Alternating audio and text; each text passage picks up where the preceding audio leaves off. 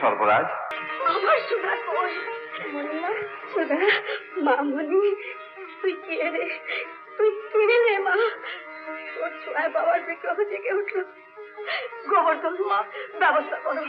যত টাকা লাগে এই মন্দির নতুন ভাবে প্রতিষ্ঠা হবে। রানীমা,